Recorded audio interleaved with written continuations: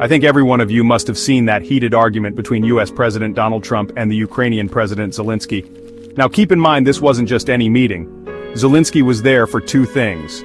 1. Sign a minerals deal, and 2. Ask for more US military aid and support. But from the moment he stepped into the Oval Office, things didn't go as planned. Zelensky imagined that Joe Biden and Jill Biden were still in the White House, ready to welcome him like a beloved son returning from war. Instead, Big Daddy Trump greeted him with a sarcastic comment about his usual dramatic-looking military-style outfit. Trump said, "Oh look, you're all dressed up." Then the real discussion began. Zelensky explained how Ukraine was struggling and needed stronger US support. He wanted a firm commitment, not just words. But instead of sympathy, Trump and his Vice President J.D. Vance had a different reaction.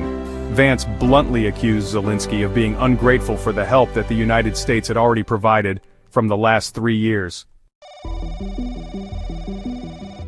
Trump, visibly frustrated, pushed Zelensky to make concessions to Russia to negotiate peace. Zelensky didn't back down. He asked, "What kind of diplomacy?" J.D. Vance shot back, listing all the failed peace talks before Russia's full-scale invasion. At that moment, the tension in the room shot up.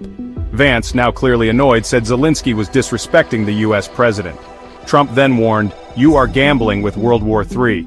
But Zelensky had one final message. He looked at Trump and said, "You have a nice ocean and don't feel it now, but you will feel it in the future." He was warning that Russian aggression wasn't just Ukraine's problem, it could one day threaten the US too. That was it. Trump had enough. Zelensky indirectly threatened the US president in his own office. Trump abruptly ended the meeting, turned to the press and said, "Well, that will make for great television." Zelensky left the White House without signing the minerals deal, but the deal is still on the table, maybe for next time. After the meeting, Senator Graham, the same man who had warned Zelensky earlier, now had a different message. He told reporters that Zelensky should either step down or send someone else who can do business. Some Republican leaders downplayed the whole thing, others blamed Zelensky for not showing enough respect to Trump.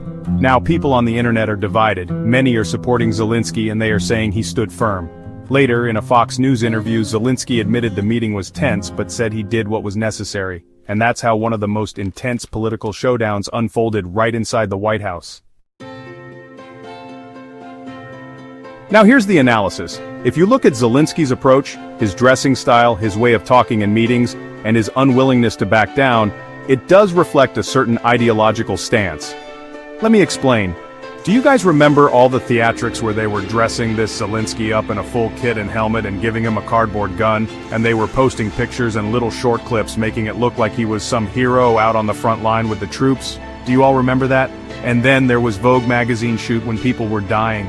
This Joker and his wife were on a photo shoot making all dramatic poses. Maybe you had the same experience as I did where everyone around me, all of a sudden people were wearing Ukraine flags and t-shirts and posting stuff on social media about, "I stand for Ukraine" and all this stuff. If that was you, I feel sorry for you, I really do.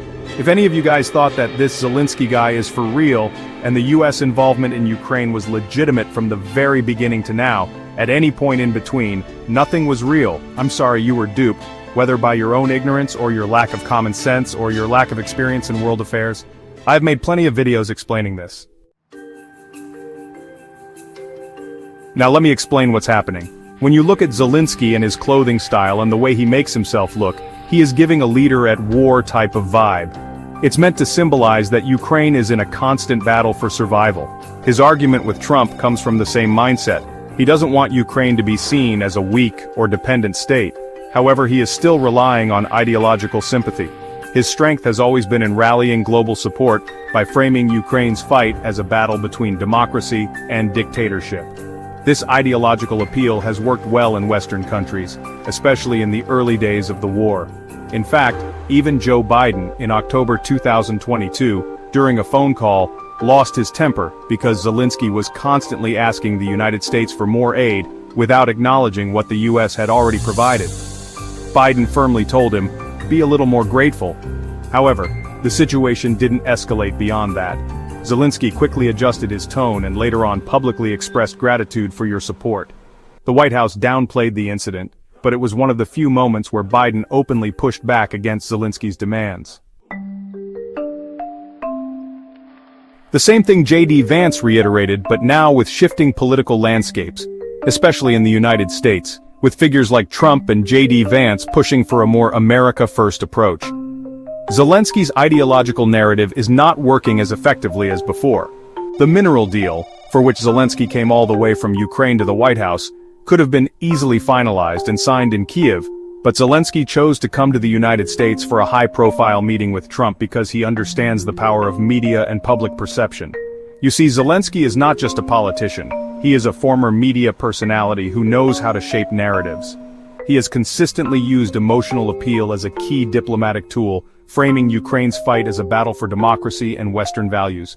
His speeches, his wartime clothing, and even his confrontational stance with Trump all serve to create a dramatic, high-stakes atmosphere. By arguing with the US president publicly in front of hundreds of cameras, he was hoping to achieve the following things. Number 1, corner Trump into supporting Ukraine. If the meeting turned emotional, it could pressure Trump to maintain a sympathetic appearance. Number 2, mobilize public opinion. If Zelensky could make headlines about Trump denying Ukraine help, it could sway American voters, especially those still supporting the aid to Ukraine. And number 3, secure future commitments. Even if Trump resisted, a media spectacle could keep Ukraine's cause alive among US policymakers. But this time, the tactic backfired. Trump and J.D. Vance didn't fall into the emotional appeal. Instead, they flipped the script, accusing Zelensky of being ungrateful and questioning the endless flow of aid. Zelensky may have underestimated how much American political dynamics have shifted. The strategy that worked in 2022 under Biden, where emotional speeches won Ukraine billions in aid, isn't as effective in 2025. Now, realpolitik is taking over, and US leaders want tangible benefits in return, not just ideological commitment. So yes, his visit to the United States was a calculated move, but it seems like he misread the room this time. In short, Zelensky's stance has ideological roots, but as global politics change, he is being forced to shift towards more pragmatic diplomacy rather than relying only on sympathy.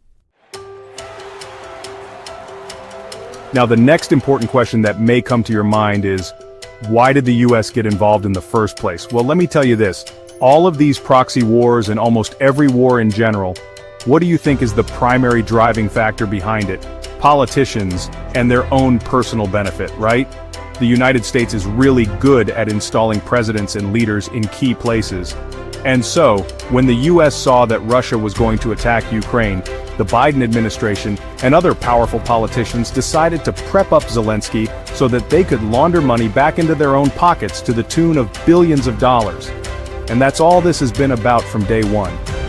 Actually, all of this started since Obama's time, 2014 onwards. Now, what is happening? Why is it all falling apart? Why did Big Daddy Trump expose Zelensky in that meeting? Because Trump doesn't really need to launder any money back to his own pocket because he's already very, very rich. J.D. Vance is rich. Elon Musk is rich. So Trump is like, I don't need this puppet anymore. He has been a puppet all along. I don't need him because I'm already rich, and so we are going to shut this unit down. It is wasting US taxpayers' money. Look, Trump is outspoken. Many times he says crazy things. Zelensky is also outspoken and talks a lot of nonsense. But Trump is the one who is giving money while Zelensky is the one who's asking for it. When you are asking for something, you should not show arrogance. That's why Trump and Vance sorted him out in front of the media, not behind closed doors. And many people are also saying that Trump is Russia's puppet. These are just things people say. Anyone can say anything. But the fact is, Trump is the elected US president, and he wants to ensure that US taxpayers' money is not wasted on Ukraine. He's telling Ukraine to quietly negotiate with Russia and move forward. There is no value in emotional, ideological sympathy, war, and bloodshed. Blindly pumping money into it is foolish. Negotiate and move ahead. That's Trump's thinking. I end my video here. I hope you found this video informative. I'll see you in the next one.